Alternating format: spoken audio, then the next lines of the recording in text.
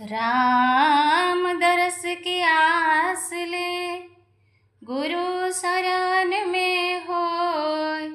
अगाध भक्ति शक्ति गही जानन पाया कोय। वंदेश्वराय नमः।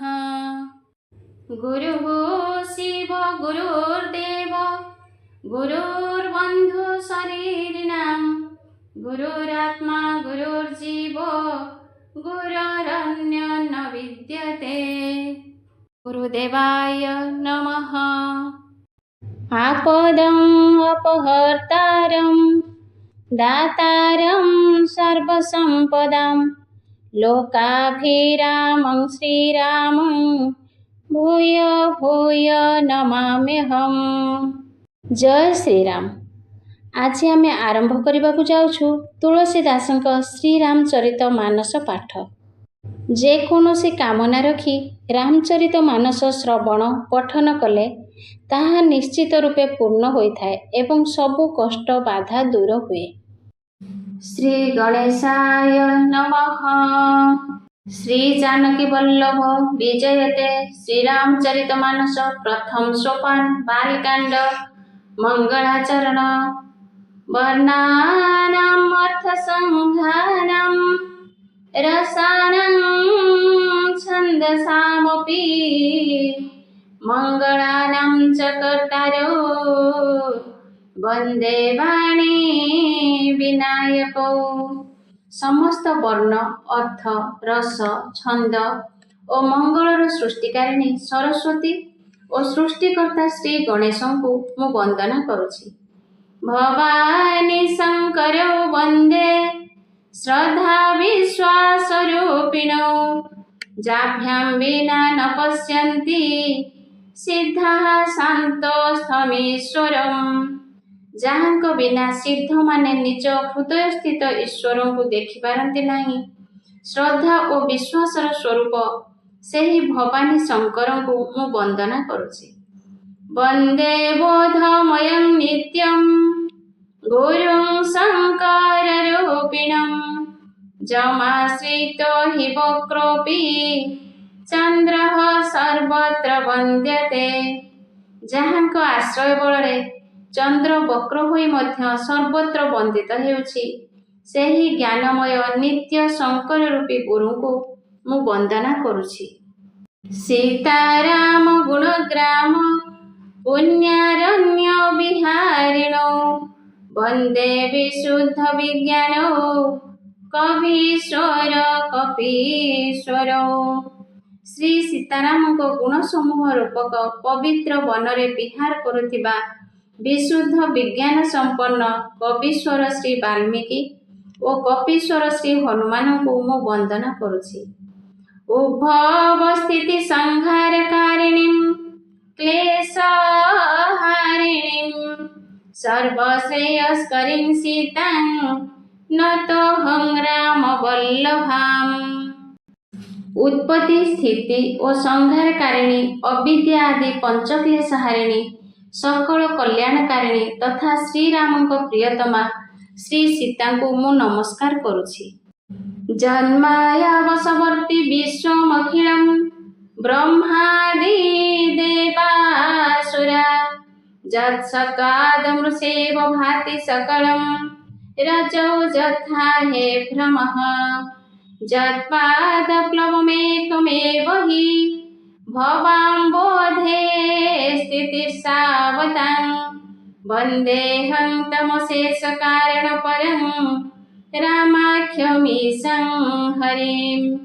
जहाँको मायारे समस्त विश्व ब्रह्मादि देवता एवं असुर वशीभूत जहाँको अस्तित्व हेतु रज्जुरे सर्प भ्रम करी एही समग्र दृश्य जगत सत्य रूपे प्रतीयमान हुए एवं भवसागर तरिबाकू इच्छुक व्यक्ति मानक पाई जहाँको चरण ही एकमात्र नौका सदृश सकल कारणर ऊर्ध्वरे अवस्थित सेही राम नामधेय भगवान श्रीहरि को मु वंदना करुछि। नाना पुराण निगमागम सम्मतं जत् रामायणे निगदितं क्वचिदन्यतोऽपि स्वान्तः सुखाय तुलसी रघुनाथ गाथा भाषा निबंधमति मंजुळमातनोति। ଅନେକ ପୁରାଣ ବେଦ ଓ ଶାସ୍ତ୍ର ସମ୍ମତ ତଥା ରାମାୟଣରେ ବର୍ଣ୍ଣିତ ଏବଂ ଅନ୍ୟତ୍ର ଉପଲବ୍ଧ ହେଉଥିବା ଶ୍ରୀ ରଘୁନାଥଙ୍କ ଚରିତକୁ ତୁଳସୀଦାସ ନିଜର ଅନ୍ତଃକରଣର ସୁଖ ନିମନ୍ତେ ଅତ୍ୟନ୍ତ ମନୋହର ଭାବରେ ଭାଷା ବିନ୍ୟାସ କରି ବିସ୍ତାର କରୁଛି।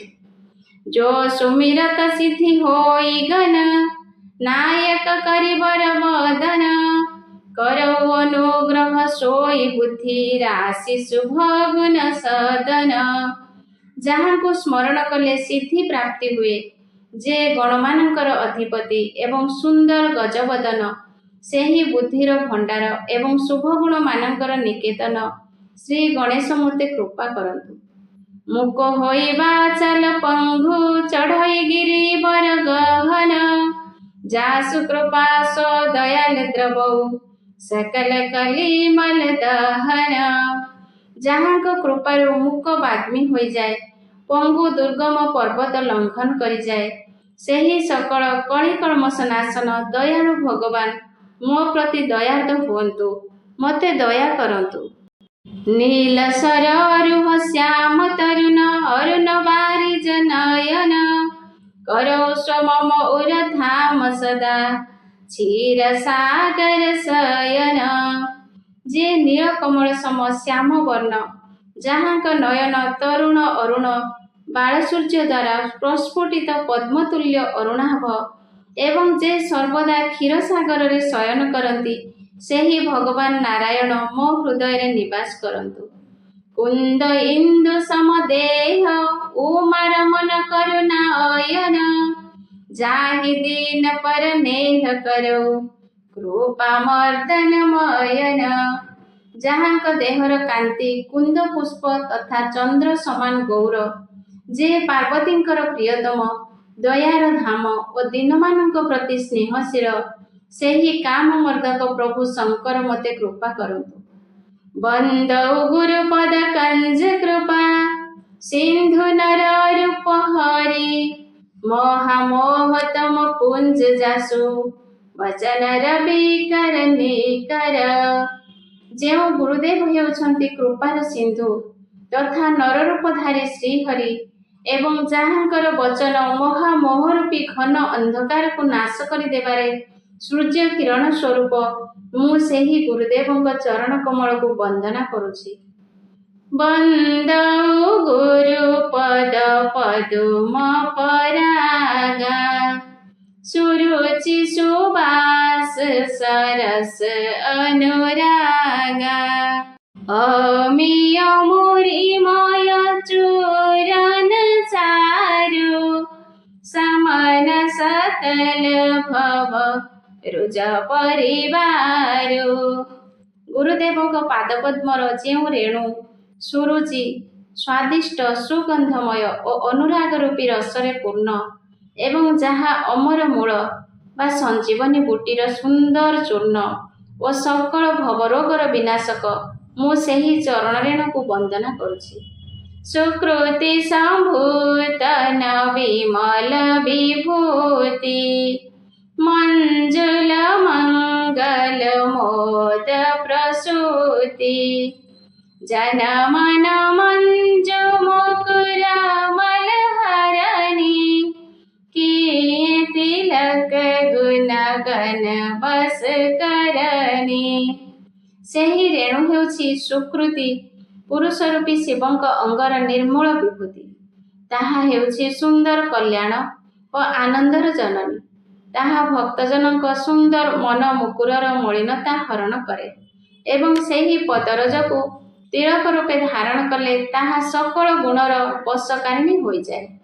श्री गुरु पद नख मणि गण ज्योति सुमिरत दिव्य दृष्टि होती दलन मोहतम श्वास प्रकाशु बड़े भाग उर आवई जासु। गुरुदेव पाद नख रूपक मणिमानंकर ज्योति को स्मरण करबा मात्रे ହୃଦୟରେ ଦିବ୍ୟ ଦୃଷ୍ଟି ଉଦ୍ରେକ ହୁଏ। ସେହି ସୁନ୍ଦର ଜ୍ୟୋତି ଅଜ୍ଞାନ ଅନ୍ଧକାର ବିନାଶ କରେ। ଯାହାଙ୍କ ହୃଦୟରେ ତାହା ଉଦ୍ଭାସିତ ହୋଇଯାଏ ସେ ବଡ଼ ଭାଗ୍ୟବାନ। ଉଘର ହିଁ ବିମଳ ବିଲୋଚନ କେ ମିଟହିଁ ଦୋଷ ଦୁଃଖ ଭବର ଜନିକେ ସୁଝାହି ରାମଚରିତ ମନି ମାନିକ ଗୋପତ ପ୍ରଗଟ ଜହ जो जेहि ଖାନିକ। ସେହି ଜ୍ୟୋତି ହୃଦୟରେ ଉଦିତ ହେବା କ୍ଷଣି ହୃଦୟର ନିର୍ମଳ ନୟନ ଖୋଲିଯାଏ ତଥା ସଂସାର ରୂପୀ ରାତ୍ରିର ଦୋଷ ଓ ଦୁଃଖ ଦୂର ହୋଇଯାଏ ଏବଂ ଶ୍ରୀରାମଚରିତ ରୂପୀ ମଣି ଓ ମାଣିକ୍ୟ ଯେକୌଣସି ଖଣିରେ ଗୁପ୍ତ ହୋଇ କିମ୍ବା ପ୍ରକାଶ୍ୟରେ ରହିଥାଉ ନା କାହିଁକି ତାହା ସ୍ପଷ୍ଟ ଦେଖାଯାଏ। ଯଥା ସୁଅଞ୍ଜନ ଅଞ୍ଜି ଦୃଗ ସାଧକ ସିଦ୍ଧ ସୁଜାନ କୌତୁକ ଦେଖତ ଶୈଲବନ भूतल भूरि निधान।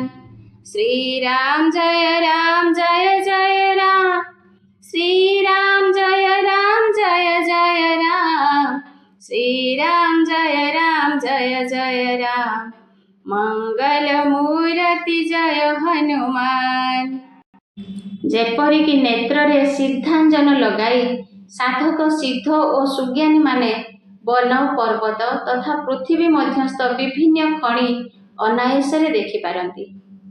ଗୁରୁପଦ ରଜ ମୃଦୁ ମଞ୍ଜୁଲ ଅଞ୍ଜନ ନୟନ ପ୍ରିୟ ଦୃଗ ଦୋଷ ବିଭଞ୍ଜନ तेहि करि विमल विवेक विलोचन वरनौ रामचरित भव मोचन। ଗୁରୁଦେବଙ୍କର ଚରଣ ରଜ ହେଉଛି କୋମଳ ଓ ସୁନ୍ଦର ନୟନାମୃତ ଅଞ୍ଜନ। ତାହା ନେତ୍ରର ଦୋଷ ନାଶ କରିଥାଏ।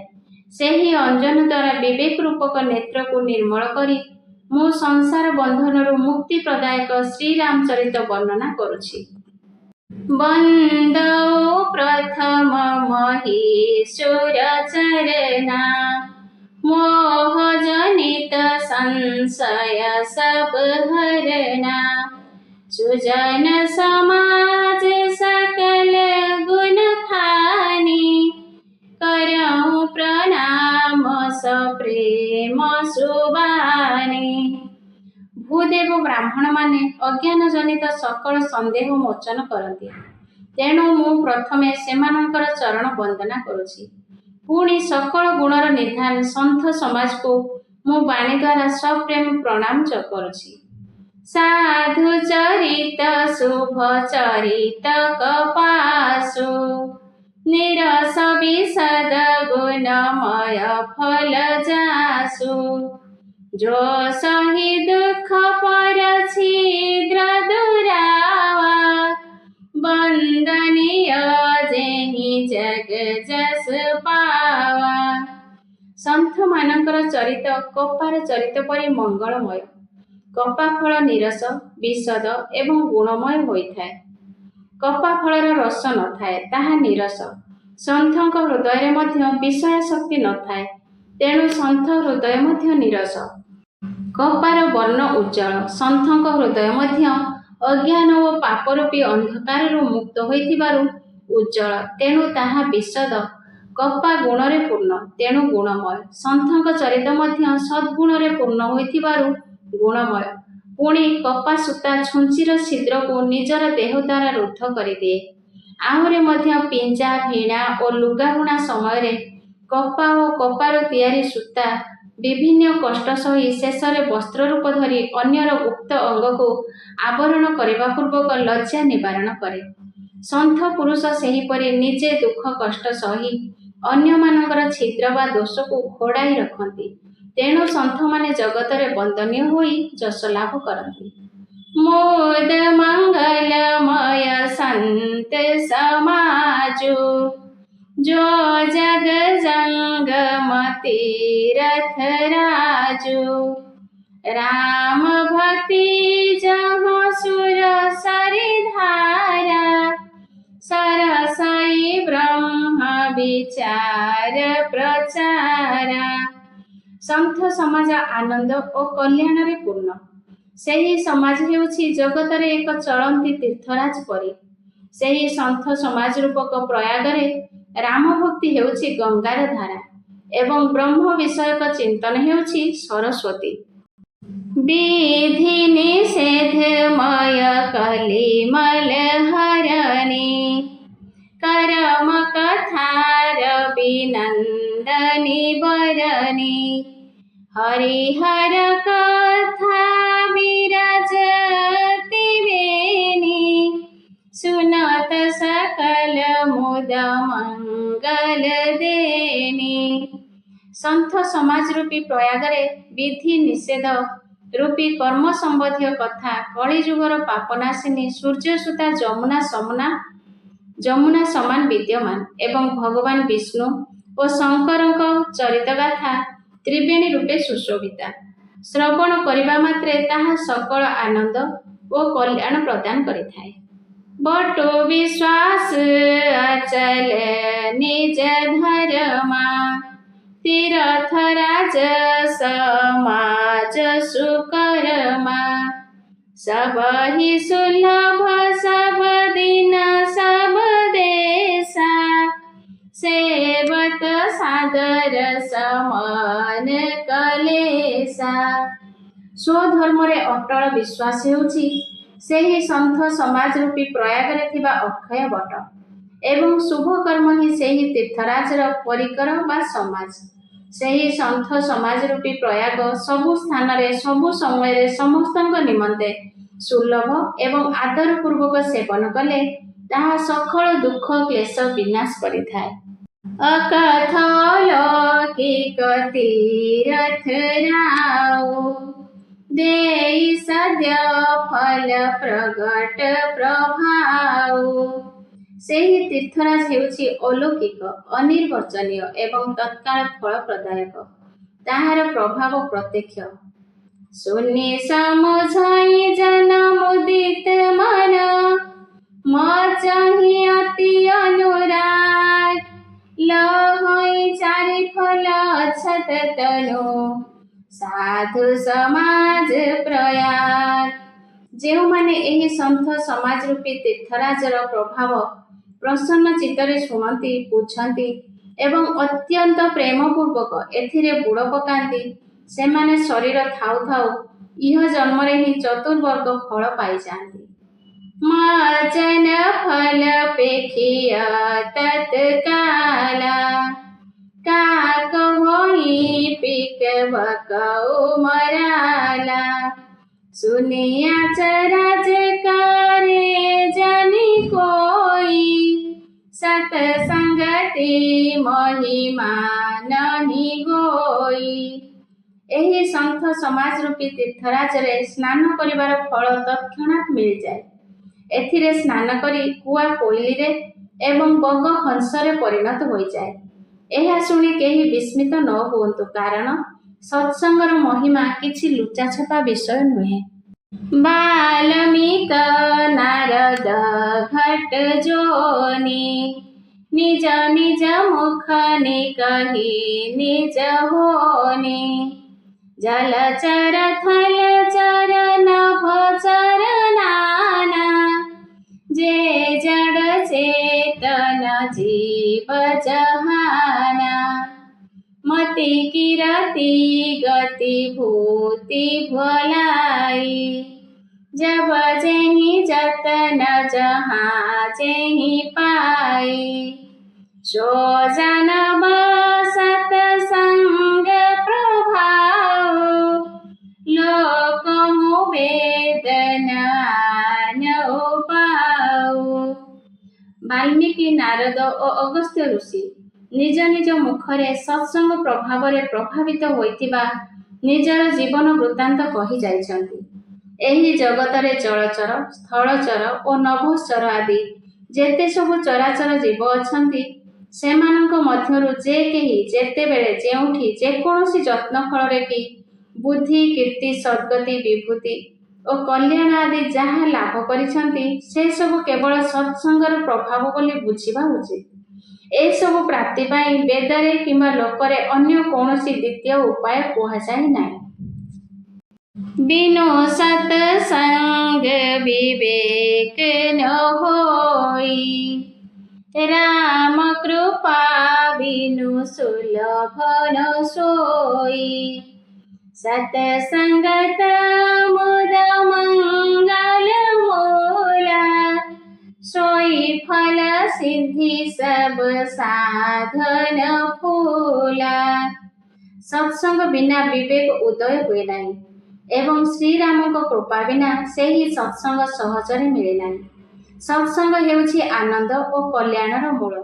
ସତ୍ସଙ୍ଗ ପ୍ରାପ୍ତି ହିଁ ଫଳ ସମାନ, ଅନ୍ୟ ସବୁ ସାଧନା ତ ଫୁଲ ପରି। ଷଠ ସୁଧର ହିଁ ସତ୍ସଙ୍ଗତି ପାଇ, ପାରସ ପରସକୁ ଧାତୁ ସୁହାଇ। विधिवश सुजन कुसंगत परहि, फनि मनि सम निज गुण अनुसरहि। ପରଶମଣିର ସ୍ପର୍ଶରେ ଲୁହା ଯେପରି ସୁନା ପାଲଟି ଯାଏ, ସତ୍ସଙ୍ଗ ପାଇଲେ ଦୁଷ୍ଟ ମଧ୍ୟ ସେହିପରି ସୁଧୁରି ଯାଏ। କିନ୍ତୁ ଦୈବ ଯୋଗରୁ ଯଦି ସଜ୍ଜନ କେବେ କୁସଙ୍ଗତିରେ ପଡ଼ିଯାଆନ୍ତି, ତେବେ ବି ସେ ସାପର ମଣି ପରି ନିଜ ଗୁଣର ହିଁ ଅନୁସରଣ କରନ୍ତି। ଅର୍ଥାତ୍ ସାପର ସଂସର୍ଗ ପାଇ ମଧ୍ୟ ମଣି ଯେପରି ତାହାର ବିଷ ଗ୍ରହଣ କରେ ନାହିଁ କି ନିଜର ଆଲୋକ ଦେବାର ସ୍ୱାଭାବିକ ଗୁଣ ଛାଡ଼େ ନାହିଁ, ଦୁଷ୍ଟର ସଂସର୍ଗରେ ରହି ମଧ୍ୟ ସାଧୁ ପୁରୁଷ ସେହିପରି ଦୁଷ୍ଟ ଦ୍ୱାରା ପ୍ରଭାବିତ ହୁଅନ୍ତି ନାହିଁ କି ଅନ୍ୟମାନଙ୍କୁ ଜ୍ଞାନାଲୋକ ଦେବା ଛାଡ଼ନ୍ତି ନାହିଁ। ବିଧି ହରିହର କବି କୋବିଦବାନୀ, कहत साधु महिमा सकुचानी। सोमसन कही जातन केसे, साक बनिक मनि गुण गण जैसे। ब्रह्मा विष्णु शिव कवि ଓ ପଣ୍ଡିତ ମାନଙ୍କର ବାଣୀ ମଧ୍ୟ ସନ୍ଥଙ୍କ ମହିମା ବର୍ଣ୍ଣନା କରିବାକୁ ଅସମର୍ଥ। ପରିବାଦ ବେପାରୀ ଯେପରି ଅମୂଲ୍ୟ ମଣି ମୂଲ କରିବାକୁ ଅଯୋଗ୍ୟ, ମୁଁ ସେହିପରି ସନ୍ଥଙ୍କ ମହିମା ବର୍ଣ୍ଣନା କରିବାକୁ କୌଣସି ପ୍ରକାର ଯୋଗ୍ୟ ନୁହେଁ। ବନ୍ଦଉ ସନ୍ତ ସମାନ ଚିତ, हित अनहित नहीं कोई। अंजलिगत शुभ सुमन जिमि, सम सुगंध कर दोई।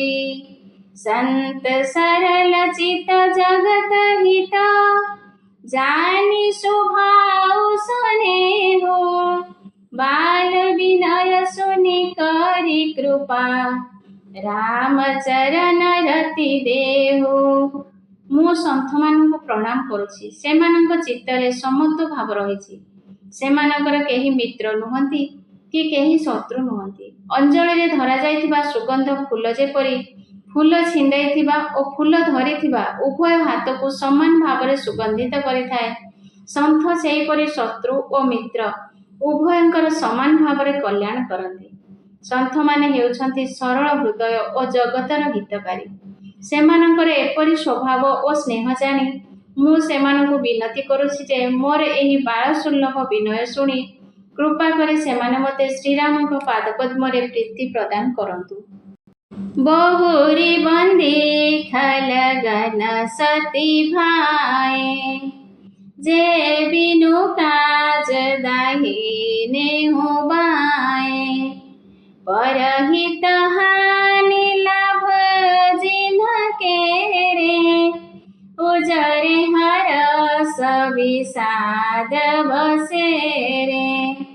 ବର୍ତ୍ତମାନ ମୁଁ ସେହି ଦୁଷ୍ଟମାନଙ୍କୁ ହୃଦୟ ସହକାରେ ପ୍ରଣାମ କରୁଛି, ଯେଉଁମାନେ କି ଅକାରଣରେ ସେମାନଙ୍କର ହିତକାରୀମାନଙ୍କ ପ୍ରତି ମଧ୍ୟ ପ୍ରତିକୂଳ ଆଚରଣ କରନ୍ତି। ପରର କ୍ଷତି ହିଁ ସେମାନଙ୍କ ଦୃଷ୍ଟିରେ ଲାଭ। ଅନ୍ୟ ଲୋକ କ୍ଷତିଗ୍ରସ୍ତ ହେଲେ ସେମାନେ ପ୍ରସନ୍ନ ହୁଅନ୍ତି ଏବଂ ଅନ୍ୟ ଲୋକ ଶାନ୍ତିରେ ବସବାସ କଲେ ସେମାନେ ଦୁଃଖୀ ହୋଇଯାଆନ୍ତି। ହରିହର ଯଶ ରାକେଶ ରାହୁ ସେ, पर काज भट सहस बाहु से। जे परदोष लखाई साखी परहित धृत जिनके मन माखी। ଯେଉଁମାନେ ହରି ଏବଂ ହରଙ୍କ ଯଶରୂପୀ ପୂର୍ଣ୍ଣ ଚନ୍ଦ୍ର ନିମନ୍ତେ ରାହୁ ସମାନ, ପୁଣି ଅନ୍ୟର ଅହିତ କରିବାରେ ଯେଉଁମାନେ ସହସ୍ର ବାହୁସମ ବୀର, ଯେଉଁମାନେ ସହସ୍ର ଚକ୍ଷୁ ହୋଇ ପରଦୋଷ ଦର୍ଶନ କରନ୍ତି ଏବଂ ଅନ୍ୟମାନଙ୍କର ମଙ୍ଗଳ ରୂପୀ ଘୃତରେ ଯେଉଁମାନଙ୍କର ମନ ମାଛି ପରି ପଡ଼ିଯାଏ, କିନ୍ତୁ ମାଛି ଯେପରି ଘିଅରେ ପଡ଼ି ନିଜେ ପଛେ ମରେ କିନ୍ତୁ ଘିଅକୁ ନଷ୍ଟ କରିଦିଏ, ଦୁଷ୍ଟମାନେ ସେହିପରି ଆପଣାରେ କ୍ଷତି କରି ମଧ୍ୟ ଅନ୍ୟର ମହତ୍ କର୍ମକୁ ନଷ୍ଟ କରିଦିଅନ୍ତି। ତେଜ କୃଷାନୁରୋଷ ମହିଷେଷା अघ अवगुण धन धनी धनेशा उदय केत समहित सबहि के कुंभकर्ण समसोबतनी के। ଯେଉଁମାନଙ୍କର ତେଜ ଅନ୍ୟକୁ ସନ୍ତାପିତ କରୁଥିବା ତାପ, ଅଗ୍ନି ପରି ପ୍ରଚଣ୍ଡ ଓ କ୍ରୋଧ ଯମରାଜଙ୍କ ପରି ଉଗ୍ର, ଯେଉଁମାନେ ପାପ ଓ ଅବଗୁଣ ରୂପୀ ଧନରେ କୁବେର ପରି ଧନୀ, ଯେଉଁମାନଙ୍କର ଅଭିବୃଦ୍ଧି ସମସ୍ତଙ୍କର ହିତ ନାଶ କରିବାରେ ଧୂମକେତୁ ପରି ଏବଂ ଯେଉଁମାନେ କୁମ୍ଭକର୍ଣ୍ଣ ପରି ଶୋଇ ରହିଲେ ହିଁ ଜଗତର କଲ୍ୟାଣ ହୁଏ। पर अकाजो लगी तनु परिहरहि जिमिहि मौपल कृषि दलि गरहि बंदौ खल जस शेष सरोसा सहस बदन बरनाई परदोषा। कुआपथर चाषीर फसल नष्ट करी ନିଜେ ନଷ୍ଟ ହୋଇଯିବା ପରି ଯେଉଁ ଦୁଷ୍ଟମାନେ ପରର ଅନିଷ୍ଟ କରିବା ନିମନ୍ତେ ଆପଣା ଶରୀର ବି ଛାଡ଼ି ଦିଅନ୍ତି ଏବଂ ଯେଉଁ ଦୁଷ୍ଟମାନେ ରୁଷ୍ଟ ହୋଇ ପରଦୋଷକୁ ସହସ୍ର ମୁଖରେ ବର୍ଣ୍ଣନା କରନ୍ତି, ମୁଁ ସେମାନଙ୍କୁ ସହସ୍ର ଫଣାଯୁକ୍ତ ଶେଷଦେବ ମନେକରି ପ୍ରଣାମ କରୁଛି। ପୁନି ପ୍ରଣବ ପୃଥୁରାଜ ସମାନା पर अघ सुनाई सहस दस काना बहुरी सक्र सम बिनवते संतत सुरानिक हित जेहि। पुणी ଯେଉଁମାନେ 10,000 କର୍ଣ୍ଣରେ ଅନ୍ୟମାନଙ୍କର ପାପ ଶୁଣନ୍ତି, ସେମାନଙ୍କୁ ମୁଁ ରାଜା ପୃଥୁ କି ଭଗବାନଙ୍କର ଯଶ ଶୁଣିବା ନିମନ୍ତେ 10,000 କର୍ଣ୍ଣ ଯେମିତି ମାଗିଥିଲେ ମନେକରି ପ୍ରଣାମ କରୁଛି। ପୁନଶ୍ଚ ସେହି ଦୁଷ୍ଟମାନଙ୍କୁ ଇନ୍ଦ୍ର ପରି ମାନି ମୁଁ ବିନତି କରୁଛି, କାରଣ ଇନ୍ଦ୍ରଙ୍କୁ ସୁରାନିକ ଅର୍ଥାତ୍ ଦେବସେନା ପ୍ରିୟ ଏବଂ ଦୁଷ୍ଟମାନଙ୍କୁ ମଧ୍ୟ ସୁରା ବା ମଦିରା ନିକ ଅର୍ଥାତ୍ ଭଲ ଲାଗେ। ବଚନ ବଜ୍ର ଯେହି ସଦା ପିୟାରା सहस नयन परदोष निहारा। कठोर वचन रूपक वज्र ହେଉଛି ସେମାନଙ୍କର ନିତ୍ୟ ପ୍ରିୟ ବସ୍ତୁ ଓ ସେମାନେ ସହସ୍ର ନୟନରେ ଅନ୍ୟମାନଙ୍କର ଦୋଷ ଦର୍ଶନ କରନ୍ତି। ଉଦାସୀନ ଅରିମିତ ହିତ ସୁନତ ଜରହି ଖଲ ରୀତି जानि पानि जुग चोरी जना विनती कराई सप्रीति। श्री राम जय राम जय जय राम श्री राम जय जय राम श्री राम जय जय राम मंगल मूर्ति जय हनुमान। मैं अपनी दिश की धनी होरा तिन्हनि जोर न लाओ बोभोरा बायस पलिया ही अति अनुरागा हो ही निरामिष कबहु की कागा। ମୁଁ ସିନା ମୋ ପକ୍ଷରୁ ବିନତି କରୁଛି, କିନ୍ତୁ ସେମାନେ କଦାପି ସେମାନଙ୍କର ସ୍ୱଭାବ ଛାଡ଼ିବେ ନାହିଁ। କୁଆକୁ ଅତି ଅନୁରାଗରେ ପାଳିଲେ ମଧ୍ୟ ସେ କ'ଣ କେବେ ନିରାମିଷାସୀ ହୋଇପାରିବ? ବନ୍ଦଉ ସନ୍ତ ଅସଜନ ଚରନା ଦୁଃଖ ପ୍ରଦ ଭୟ ବିଚେ କଛୁ ବରନା बिछुरत एक प्राण हरिले मिलत एक दुख दारुण देहि। ବର୍ତ୍ତମାନ ମୁଁ ସନ୍ଥ ଓ ଅସନ୍ଥ ଉଭୟଙ୍କ ଚରଣ ବନ୍ଦନା କରୁଛି। ଉଭୟ ଦୁଃଖ ଦିଅନ୍ତି, କିନ୍ତୁ ସେମାନଙ୍କ ଦୁଃଖ ଦେବା ମଧ୍ୟରେ ପ୍ରଭେଦ ରହିଛି। ପ୍ରଭେଦ ଏହି ଯେ ସନ୍ଥ ବିଦାୟ ନେଇ ଚାଲିଯିବା ବେଳେ ପ୍ରାଣ ନେଇଗଲା ଭଳି ଦୁଃଖ ହୁଏ ଏବଂ ଅସନ୍ଥ ଆସି ପହଞ୍ଚିଗଲେ ଦାରୁଣ ଦୁଃଖ ଦିଏ। ଉପଜହି ଏକ ସଙ୍ଗ ଜଗ ମାହି ଜଲଜ ଯୋକ ଜିମି ଗୁଣ ବିଲଗାହି। ସୁଧା ସୁରା ସମ ସାଧୁ ଅସାଧୁ जनक एक जग जलधि अगाधु। ସନ୍ଥ ଓ ଅସନ୍ଥ ଉଭୟ ଜଗତରେ ଏକ ସଙ୍ଗେ ଜାତ ହୁଅନ୍ତି। ମାତ୍ର ଏକ ସଙ୍ଗେ ଜାତ ହୋଇଥିବା ପଦ୍ମଫୁଲ ଓ ଜୋକ ପରି ସେମାନେ ଭିନ୍ନ ଭିନ୍ନ ଗୁଣର ହୋଇଥାନ୍ତି। ପଦ୍ମଫୁଲର ଦର୍ଶନ ଓ ସ୍ପର୍ଶ ସୁଖ ଦିଏ, କିନ୍ତୁ ଶରୀରକୁ ସ୍ପର୍ଶ କରିବା ମାତ୍ରେ ଜୋକ ରକ୍ତ ଶୋଷିନିଏ। ସାଧୁ ହେଉଛନ୍ତି ଅମୃତ ସମାନ, ମୃତ୍ୟୁରୂପୀ ସଂସାରରୁ ଉଦ୍ଧାରକାରୀ, ଏବଂ ଅସାଧୁ ହେଉଛି ମଦିରା ସମାନ, ମୋହ ପ୍ରମାଦ ଓ ଜଡ଼ତା ଉତ୍ପନ୍ନକାରୀ। ଉଭୟ ଏକମାତ୍ର ଜଗତ ରୂପୀ ଅଗାଧ ସମୁଦ୍ରରୁ ଉତ୍ପନ୍ନ। ଶାସ୍ତ୍ରରେ କୁହାଯାଇଛି ଯେ ସମୁଦ୍ର ମନ୍ଥନରୁ ହିଁ ଉଭୟ ଅମୃତ ଓ ମଦିରା ଉତ୍ପନ୍ନ ହୋଇଥିଲା। ଭଲ ନ ଭଲ ନିଜ ନିଜ କରତୁତି ଲହତ ସୁଜସ ଅପଲୋକ ବିଭୂତି। ସୁଧା ସୁଧା କର ସୁର ସରି ସାଧୁ गरल नल कली मल सरी व्याधु। गुण बगुण जानत सब कोई जो जेहि भाव निकते ही सोई। ସାଧୁଙ୍କ ସ୍ୱଭାବ ଅମୃତ, ଚନ୍ଦ୍ରମା ଓ ଗଙ୍ଗାଙ୍କ ସମାନ ଏବଂ ଦୁଷ୍ଟର ସ୍ୱଭାବ ବିଷ, ଅଗ୍ନି ଓ କଳିଯୁଗର ପାପ ନଦୀ କର୍ମନାଶ ସମାନ। ଏମାନଙ୍କର ଗୁଣ ଓ ଅବଗୁଣ ସମସ୍ତେ ଜାଣନ୍ତି। ଯାହାକୁ ଯାହା ରୁଚେ ତାକୁ ତାହା ହିଁ ଭଲ ଲାଗେ। ଭଲ ଭଲାଇ ପେଇ ଲହଇ ନିଚାଇ ନିଚୁ ସୁଧା ସରାହି ଅମରତା गरल सराही अमीचू। श्री राम जय जय राम, श्री राम जय जय राम, श्री राम जय राम। मंगल मूर्ति जय हनुमान।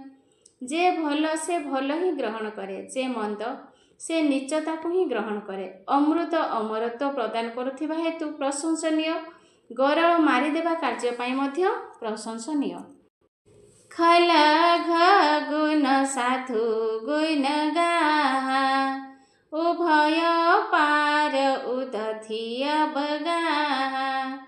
ତେହି ତେ କछु ଗୁଣ ଦୋଷ ବଖାନେ ସଂଗ୍ରହ ତ୍ୟାଗନ ବିନୁ ପହିଚାନେ। ଦୁଷ୍ଟମାନଙ୍କର ପାପ ଓ ଦୁର୍ଗୁଣର ଗାଥା ଏବଂ ସାଧୁମାନଙ୍କର ସଦ୍ଗୁଣ ସମୂହର ଗାଥା ଉଭୟ ସମୁଦ୍ର ପରି ଅପାର ଓ ଅଗାଧ। ସେଥିମଧ୍ୟରୁ ଏଠାରେ ଅଳ୍ପ କିଛି ଗୁଣ ଓ ଦୋଷ ବର୍ଣ୍ଣନା କରାଗଲା, କାରଣ ନ ଚିହ୍ନିଲେ କାହାକୁ ଗ୍ରହଣ କରାଯିବ ଓ କାହାକୁ ତ୍ୟାଗ କରାଯିବ ଜାଣିହେବ ନାହିଁ। भले उपोच सब विधि उपजाए गनि गुण दोष वेद बिलगाए। कहीं वेद इतिहास पुराना विधि प्रपंच गुण अवगुण साना। कि भल कि मंद सबु ब्रह्मांकर रचना, किंतु गुण ओ दोष विचार करी ବେଦମାନେ ସେହି ଦୁଇଟିକୁ ପୃଥକ କରିଦେଇଛନ୍ତି। ବେଦ ଇତିହାସ ଓ ପୁରାଣ ମାନେ କହନ୍ତି ବ୍ରହ୍ମାଙ୍କର ଏହି ସୃଷ୍ଟି ହେଉଛି ଗୁଣ ଓ ଅବଗୁଣର ଏକ ମିଶ୍ରଣ।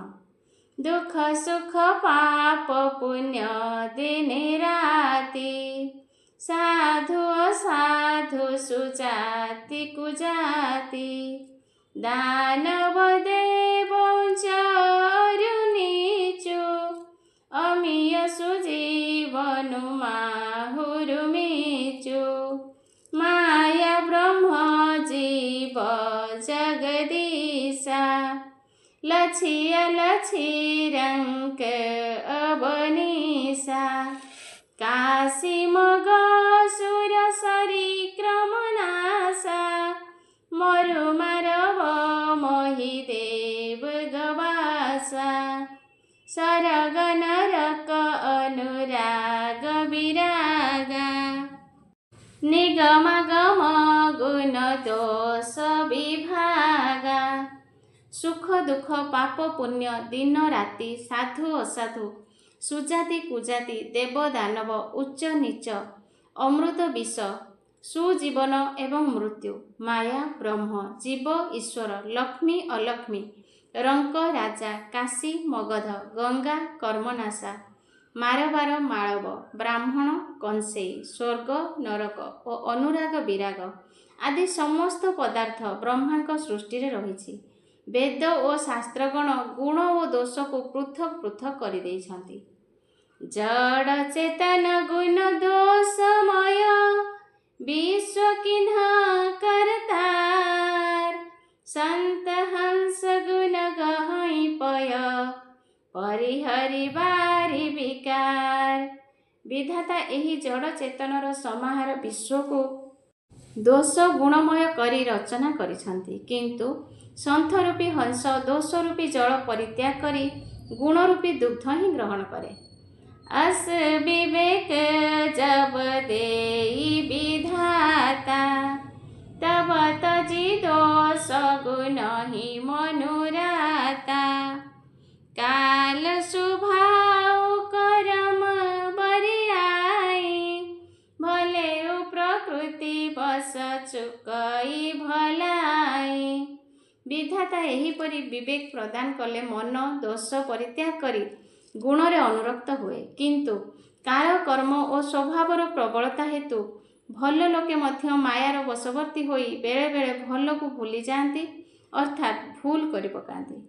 सो सुधारी हरिजन जिमिले दली दुख दोष विमल जसु देहि खलऊ करही भल पाई सुसंग मिटाई न मलिन स्वभाव अभंगु भगवानଙ୍କର भक्तମାନେ ଯେପରି ଏହି ସବୁ ଭୁଲ ସୁଧାରି ଏବଂ ଦୁଃଖ ଦୋଷ ପରିତ୍ୟାଗ କରି ନିର୍ମଳ ଯଶର ଅଧିକାରୀ ହୁଅନ୍ତି ଦୁଷ୍ଟମାନେ ମଧ୍ୟ ସେହିପରି ବେଳେବେଳେ ସତ୍ସଙ୍ଗ ପାଇ ସତ୍କର୍ମ କରନ୍ତି କିନ୍ତୁ ସେମାନଙ୍କର ଅତୁଟ ମଳିନ ସ୍ୱଭାବ ତୁଟେ ନାହିଁ।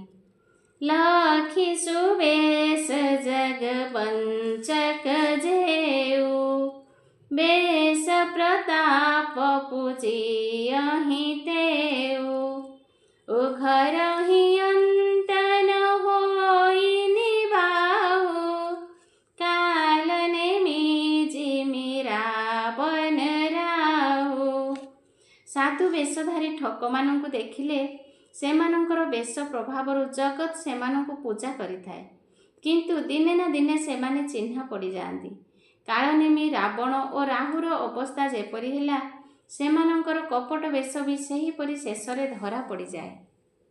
किए हो कुबेशु साधु सनमानु जिमि जग जामवंत हनुमानु हानि कुसंग सुसंगति लाहो लोक हो वेद विदित सब काहू जाम्बवान और हनुमानंकर वेश असुंदर होइथिले मध्य सेमाने साधु होइथिबारु सेमानंकु जेपरि समस्ते सम्मान दियंती असुंदर वेश धरिथिले भी साधु मानंकु सेहीपरि सर्वदा सम्मान मिलिथाए।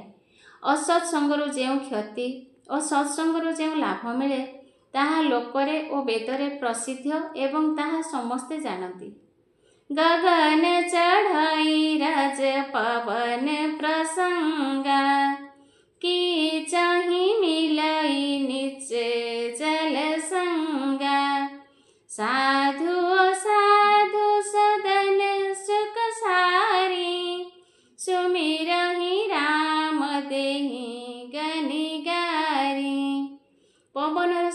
ପାଇ ଧୂଳି ଆକାଶକୁ ଉଠିଯାଏ, ଅଥଚ ନିଚ ଜଳର ସଙ୍ଗ ପାଇ ସେହି ଧୂଳି କାଦୁଅରେ ମିଶିଯାଏ। ସାଧୁ ଘରର ଶୁଆସାରି ରାମ ରାମ ରଟନ୍ତି, କିନ୍ତୁ ଅସାଧୁ ଘରର ଶୁଆସାରି ଗଣି ଗଣିକି ଗାଳି ଦିଅନ୍ତି। ଧୂମକୁ ସଂଗତି କାରିଖ ହୋଇ, लिखिय पुराण मंजू मसी सोई। सोई जल अनल नील संघाता, होई जलद जग जीवन दाता। कुसंग हेतु धूआं अळंधु आख्या पाए एवं सुसंगर संस्पर्शरे आसी ସେହି ଧୂଆଁ ସୁନ୍ଦର ସ୍ୟାହୀ ହୋଇ ଶାସ୍ତ୍ର ପୁରାଣ ଲେଖିବା କାମରେ ଲାଗିଥାଏ। ପୁଣି ସେହି ଧୂଆଁ ଜଳ, ଅଗ୍ନି ଓ ବାୟୁର ସଂସର୍ଗରେ ଆସି ମେଘରେ ପରିଣତ ହୋଇ ଜଗତରେ ଜୀବନଦାତା ହୋଇଯାଏ। ଗ୍ରହ ଭେଷଜ ଜଳ ପବନ ପଟ, ପାଇ କୁଯୋଗ ସୁଯୋଗ, ହୋହି କୁବସ୍ତୁ ସୁବସ୍ତୁ ଜଗ, लखाई सुलोचन लोक। सम प्रकाश तम पाख दुहु, नाम भेद विधि किन्हे, शशि शोषक पोषक समुझी, जग जस अपजस दिन्हे। ग्रह, औषध, जल, वायु एवं वस्त्र मध्य असत्संग और सत्संग हेतु संसार में यथाक्रमे मंद और भल पदार्थरे परिणत हो जाती। केवल चतुर और विवेकी पुरुष माने एही सब विषय जानिपारती। मासर उभय पक्षरे आलोक और अंधार समान परिमाण रे रही थाए, किंतु विधाता एही दुई पक्षर नाम रे भिन्नता, गोटिकर नाम शुक्ल और अन्यटीर नाम कृष्ण रखिदेले। गोटी को चंद्रर वृद्धिकारी और अन्यटी को चंद्रर क्षयकारी मने करी गोटी को सुजस और अन्यटी को अपजस देदेले। जड़ चेतन जग जीव जत, सकल राममय जानी, बन्यो सबके पद कमल, सदा चोरी जुग पानी। देव दनुज नर नाग खग, प्रेत पितर गंधर्व, बंदो किन्नर रजनीचर, कृपा करहु अवसर्व। जगत रे जेते सबु जड़ और चेतन जीव अछंती, सेही समस्त को राममय जानी मु दुई कर जोड़ी सदा सेमानक चरण कमल को वंदना करुछि। देवता, दैत्य, मनुष्य, नाग, पक्षी, प्रेत, पितृपुरुष, गंधर्व, किन्नर और निशाचर ए समस्त को मु प्रणाम करुछि। समस्ते मते कृपा करंतु। आकर 4,84,000, जाति जीव जल थल नभवासी। सिय राममय सब जग जानी, करऊं प्रणाम जोरी जुग पानी। 84 लक्ष जोनिरु जात 4 प्रकार स्वेदज, अंडज, उभिज और जरायुज जीव जल, स्थल और आकाश रे रहंती। सेमानक द्वारा परिपूर्ण एही समग्र संसार को सीता राममय जानी मु दुई कर जोड़ी प्रणाम करुछि। जानी कृपा कर किंकर मोहु, सब मिली करहु छाड़ी छल छोहु। निज बुद्धि बल भरस मोहि नाही, ताते विनय करऊं सब पाही। हे कृपाल गण, निजर बुद्धि बल उपरे मोर भरोसा नथिबारु मु समस्त को विनती करुछि, मते निजर दास बोली जानी आपण माने समस्ते मिसी छंद कपट छाड़ी मते कृपा करंतु। करन चाहूं रघुपति गुण गाहा, लघुमति मोरी चरित अवगाहा।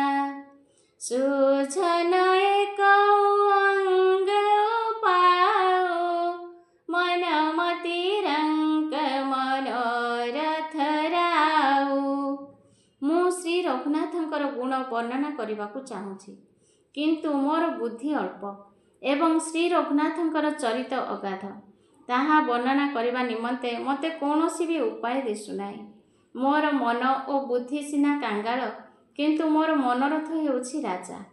ମତି ଅତି ନିଚ ऊंची रुचि आछि, चाहिए अमिय जग जुरई न छाछि। छमी हई सजन मोर ढिठाई, सुनी हई बाल बचन मन लाई। मोर बुद्धि तो अति नीच, किंतु अभिलाष अति उच्च। इच्छा ହେଉଛି ଅମୃତ ପାନ କରିବାକୁ, ଅଥଚ ଜଗତରେ ଚହ୍ଲା ପାଣି ମୁନ୍ଦାଏ ବି ମିଳୁନାହିଁ। ତେଣୁ ମୋର ପ୍ରାର୍ଥନା ଏହି ଯେ ସଜ୍ଜନମାନେ ମୋର ଧୃଷ୍ଟତା କ୍ଷମା କରି ଶ୍ରଦ୍ଧାର ସହିତ ମନ ଦେଇ ମୋର ପିଲାଳିଆ କଥା ଶୁଣନ୍ତୁ। ଯେଉଁ ବାଲକ କହତୋ ତରି ବାତା, ସୁନହି ମୁଦିତ ମନ ପିତୁ ଅରୁ ମାତା। हसी हई कोर कुटिल को बिचारी, जे पर दूषण फूषण धारी। पितामाता शिशुर दरोटी वचन शुणी प्रसन्न हुअନ୍ତି, किंतु ଯେଉଁମାନେ ଅନ୍ୟର ଦୋଷକୁ ଅଳଙ୍କାର ପରି ଧାରଣ କରିଥାନ୍ତି, ସେପରି କ୍ରୂର କୁଟିଳ ଓ ଅବିବେକୀ ଲୋକେ ତାହା ଶୁଣି ହସନ୍ତି। निज कवित केहि लागन निका, सरस हो अथवा अति फीका। जे पर भनिति सुनत हरसाई, ते बर पुरुष बहुत जग नाही। स्वरचित कविता सरस होइथाउ कि नित्यांत निरस होइथाउ, ତାହା କାହାକୁ ବା ଭଲ ନ ଲାଗେ, କିନ୍ତୁ ଅନ୍ୟର ରଚନା ଶୁଣି ପ୍ରସନ୍ନ ହେଉଥିବା ସତ୍ପୁରୁଷ ଜଗତରେ ବହୁତ କମ୍ ଦେଖାଯାଆନ୍ତି। ଜଗ ବହୁ ନର ସର ସରି ସମ ଭାଇ, ଯେ ନିଜ ବାଢ଼ି ବଢ଼ଇ ଚଲ ପାଇ। ସଜନ ସକୃତ ସିନ୍ଧୁ ସମ କୋଇ, देखी पुर विधु बाढ़ई जोई। हे भाई, जगतरे नदी और पोखरी संगे तुलनीय मनुष्यों संख्या अधिक।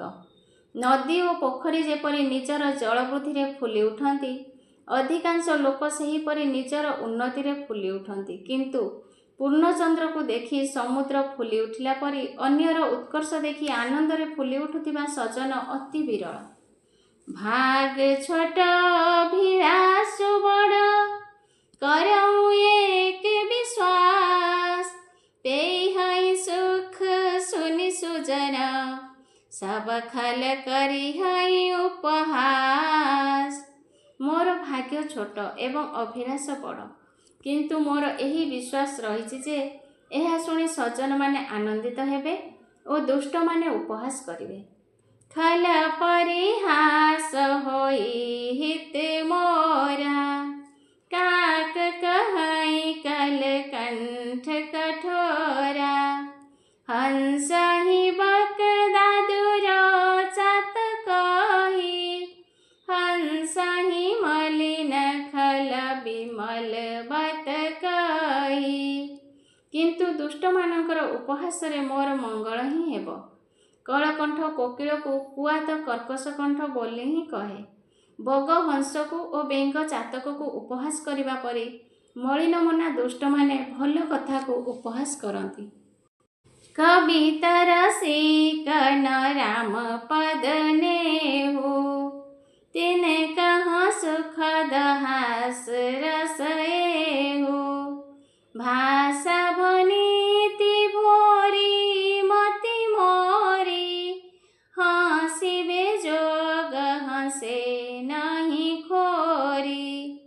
कविता रसिक होई मध्य जहाँकर श्रीरामଙ୍କ चरणरे प्रेम नाही, सेमानंकु तो एही कविता सुखद हास्यरस परि लागिब। एहार प्रथम कारण हिला एहा हेउछि ग्राम्य भाषार रचना, एवं द्वितीयतः मोर बुद्धि बड़ भोळा, तेणु एही कविता उपहास योग्य। हसिबारे सेमानकर कौनसी दोष नाही।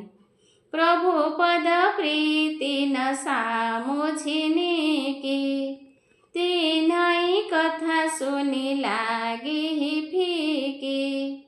हरिहर पद रति मति न कुतर की। तीन कहूँ मधुर कथा रघुबर की। ଯେଉଁମାନଙ୍କର ପ୍ରଭୁଙ୍କ ପାଦପଦ୍ମରେ ପ୍ରେମ ନାହିଁ କି ଉତ୍ତମ ରୂପେ ବୁଝିବାର ଶକ୍ତି ନାହିଁ, ସେମାନଙ୍କୁ ଏହି କଥା ଶୁଣିବାକୁ ଭଲ ଲାଗିବନି। ଯେଉଁମାନଙ୍କର ହରି ଓ ହରଙ୍କ ଚରଣରେ ପ୍ରୀତି ରହିଛି ଏବଂ ଯେଉଁମାନଙ୍କର ବୁଦ୍ଧି କୁତର୍କୀ ନୁହେଁ, ଯେଉଁମାନେ ହରି ହରଙ୍କ ମଧ୍ୟରେ ପ୍ରଭେଦ ବା ଉଚ୍ଚ ନୀଚ କଳ୍ପନା କରନ୍ତି ନାହିଁ, ସେମାନଙ୍କୁ ରଘୁନାଥଙ୍କର ଏହି କଥା ମଧୁର ଲାଗିବ। ରାମ ଭଗତି ଭୂଷିତ ଜିୟ ଜାନି। सुनि हई सुजन सराही सुबानी।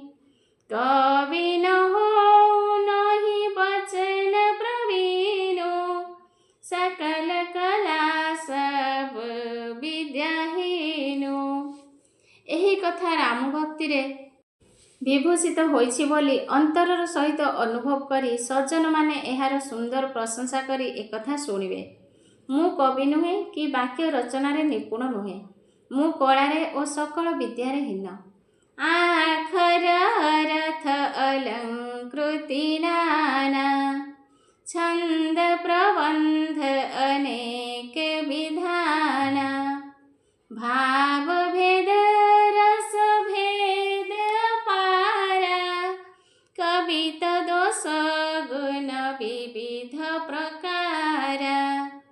କବିତାରେ ନାନା ପ୍ରକାର ଅକ୍ଷର, ଅର୍ଥ ଓ ଅଳଙ୍କାର, ଅନେକ ପ୍ରକାର ଛନ୍ଦ, ପ୍ରବନ୍ଧ, ବହୁ ଭାବଭେଦ ଓ ରସଭେଦ ଏବଂ ବିଭିନ୍ନ ଗୁଣଦୋଷ ରହିଥାଏ।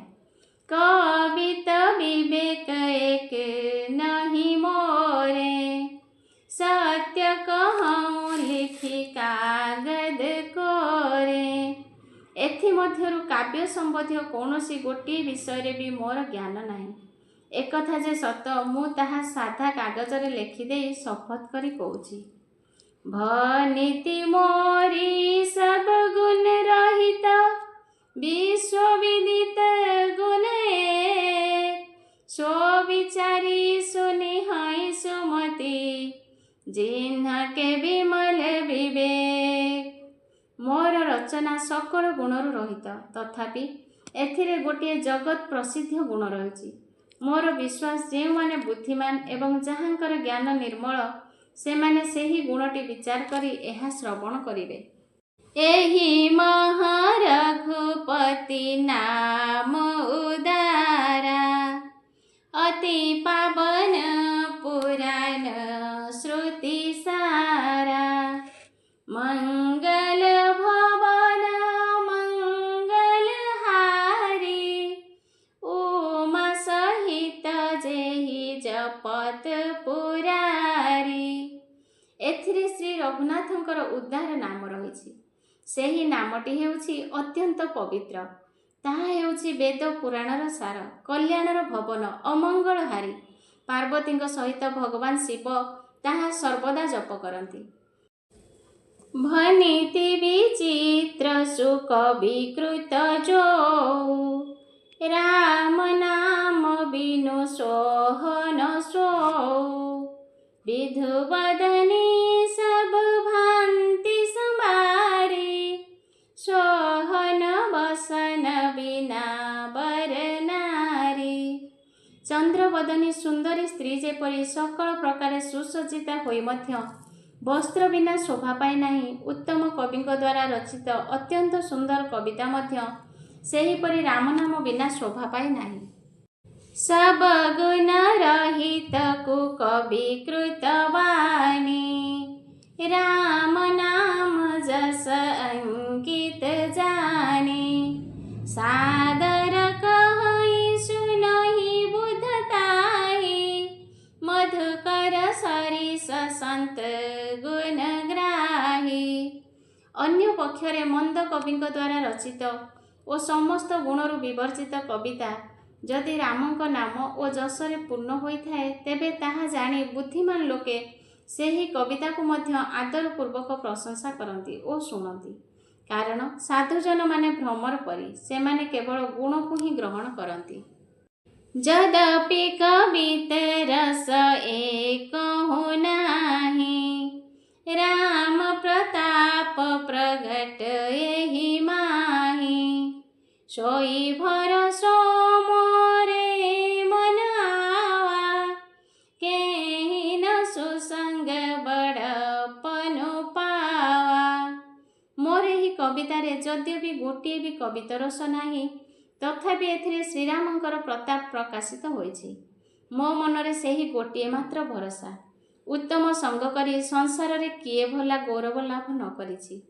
ଧୂମଉ ତଜଇ ସହଜ କରୁଆଇ, ଅଗରୁ ପ୍ରସଙ୍ଗ ସୁଗନ୍ଧ ବସାଇ। भनिति भदेश वस्तु भली बरनी, राम कथा जग मंगल करनी। धुआं भी अगुरुर संग लाभ करी सुगंधित होई निजर स्वाभाविक कटुता छाड़िदिए। मो कविता असुंदर निश्चय, किंतु एथिरे संसारर कल्याणकारी राम कथा रूपी उत्तम विषय वर्णना करा जायछि। तेणु समस्ते एहाकु उत्तम बोली विचार करिवे। मंगल करनी कलिमल हरनी, तुलसी कथा रघुनाथ की। गति कुर कविता सरित की, ज्यो सरित पावन पाथ की। प्रभु सुजस संगति भनिति भली, होहि सुजन मन भावनी। भवंग भूति मसान की, सुमिरत सुहावनी पावनी। तुलसीदास कहउछन्ति श्री रघुनाथଙ୍କ चरित हेउछि कल्याणकारिणी तथा कलिजुगर पापनाशिनी। मोर ଏହି असुंदर कविता रूपी नदीर प्रवाह पुण्यदया गंगार प्रवाह परि सरल न होई वक्र, किंतु प्रभु श्री रघुनाथଙ୍କ सुजसर संग लाभ करी ଏହି कविता सुंदर हेबा सहित सज्जन मानक मन को रुचिकर बोध हेब। श्मशानर अपवित्र भस्म भी महादेवंकर अंगसंग लाभ करी सुशोभित हुए एवं स्मरण मात्रे मनुष्य को पवित्र करिथाए। प्रिय लागे ही अति सब ही मम, भनिति राम जस संग। दारु विचारु की करई को, बंदिय मलय प्रसंग। श्याम सुरभि पय विशदति, गुणद करहि सब पान। गिरा ग्राम्य सिय राम जस, गावहि सुनहि सुजान। श्री राम जय राम जय जय राम, श्री राम जय राम जय जय राम। श्री राम जय राम जय जय राम। मंगल मूर्ति जय हनुमान। श्रीरामଙ୍କ ଯଶର संग लाभ କରିଥିବାରୁ मोर कविता समस्त को अत्यंत प्रिय बोध हेब। मलय पर्वतर संग लाभ करी सामान्य काठ भी चंदन पालटि जाई समस्तंकर वंदनीय हो जाए। तापरे केही कौन ताकू आउ साधारण काठ बोली विचार करे। काली गाईर वर्ण कला हेले मध्य तार क्षीर धला और विशेष गुणकारक, यह जानी समस्ते ताहा आग्रहर सहित पान करती। ठीक सेहीपरि ग्राम्य भाषारे रचित होइथिले मध्य श्री सीतारामଙ୍କ ଯଶଗାଥା को बुद्धिमान लोके आग्रहर सहित गान और श्रवण करती। मनि मानिक मुकुता छवि जेसी, अहि गिरि गज शिर सोहन तेसी। नृप किरीट तरुणी तनु पाई, लहाई सकल शोभा अधिकाई। मणि माणिक्य और मोतीर जो सौंदर्य रही ताहा सर्प पर्वत और हस्तीर मस्तकरे थाई शोभा पाए नाही। राजांक मुकुटरे और नव युवतीर अंगरे ही सेगुड़िक अधिक शोभा पाती। ते से ही सुकवि कवित बुद्ध कहि, उपजहि अनत अनत छवि लहि। भगति हेतु विधि भवन बिहाई, सुमिरत शारद आवती धाई। ଠିକ୍ ସେହିପରି ବୁଦ୍ଧିମାନ ଲୋକେ କହନ୍ତି, ଭଲ କବିଙ୍କର କବିତା ଉତ୍ପନ୍ନ ହୁଏ ଏକ ସ୍ଥାନରେ ଏବଂ ଶୋଭା ପାଏ ଅନ୍ୟ ସ୍ଥାନରେ। ଅର୍ଥାତ୍ କବିଙ୍କ ବାଣୀରୁ ଉତ୍ପନ୍ନ କବିତା ସେହିଠାରେ ଶୋଭା ପାଏ ଯେଉଁଠାରେ ତାହାର ବିଚାର ପ୍ରଚାର ହୁଏ ତଥା ତାହାର ଆଦର୍ଶ ଗୃହୀତ ହୋଇ ଅନୁସରଣ କରାଯାଏ। କବି ସ୍ମରଣ କରିବା ମାତ୍ରେ ଭକ୍ତିର ପ୍ରାବଲ୍ୟ ହେତୁ ସରସ୍ୱତୀ ବ୍ରହ୍ମଲୋକ ଛାଡ଼ି ତାହାଙ୍କ ନିକଟକୁ ଧାଇଁ ଆସନ୍ତି। ରାମଚରିତ ସର ବିନୁ ଅନ୍ହୱାଏ, ସ୍ୱଶ୍ରମ ଯାଇ ନ କୋଟି ଉପାଏ। କବି କବି ଦାସ ହୃଦୟ ବିଚାରି, ଗାବହି ହରି ଯଶ କଲି ମଲହାରି। ସରସ୍ୱତୀ ଧାଇଁ ଆସିବା ଫଳରେ ଯେଉଁ କ୍ଳାନ୍ତି ଅନୁଭବ କରନ୍ତି, ରାମଚରିତ ରୂପୀ ସରୋବରରେ ସ୍ନାନ କରିବା ବିନା ଅନ୍ୟ ଅଗଣିତ ଉପାୟ କଲେ ବି ତାହା ଦୂର ହୁଏ ନାହିଁ। ଏହା ବିଚାର କରି କଳିଯୁଗର ପାପରାଶି ହରଣ ନିମନ୍ତେ କବି ଓ ପଣ୍ଡିତମାନେ ଶ୍ରୀହରିଙ୍କର ଯଶ ଗାନ କରନ୍ତି। କିହ୍ନେ ପ୍ରାକୃତ ଜନ ଗୁଣ ଗାନା, ଶିରଧୁନି ଗିରା लगत पछिताना। हृदय सिंधु मोती सीप समाना, स्वाति शारदा कहि सुजाना।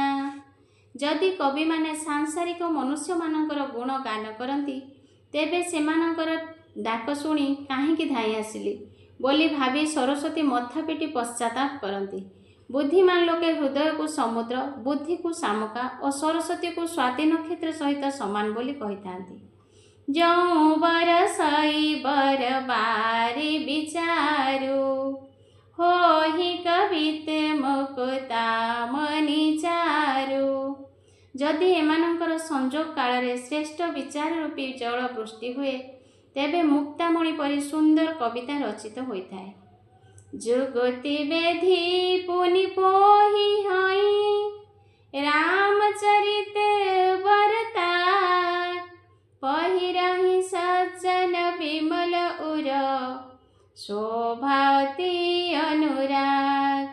श्री राम जय जय राम, संकट मोचन जय हनुमान। श्री राम जय जय राम, मंगल मूर्ति जय हनुमान। ସେହି କବିତା ରୂପୀ ମୁକ୍ତା ମଣିଗୁଡ଼ିକୁ ଯୁକ୍ତି ଦ୍ୱାରା ବିଦ୍ଧ କରି ରାମଚରିତ ରୂପୀ ସୁନ୍ଦର ସୂତ୍ରରେ ଗୁନ୍ଥି ସଜ୍ଜନମାନେ ନିଜର ନିର୍ମଳ ହୃଦୟରେ ଧାରଣ କରନ୍ତି। ତା ଫଳରେ ସେମାନେ ଅତ୍ୟନ୍ତ ଅନୁରାଗ ରୂପୀ ଶୋଭାରେ ମଣ୍ଡିତ ହୁଅନ୍ତି, ଅର୍ଥାତ୍ ସେମାନେ ଅତ୍ୟନ୍ତିକ ପ୍ରେମ ଲାଭ କରନ୍ତି। ପରବର୍ତ୍ତୀ ଅଧ୍ୟାୟ ଶ୍ରବଣ କରିବା ଆସନ୍ତା ରବିବାର ସକାଳ 5ଟାରୁ 6ଟା।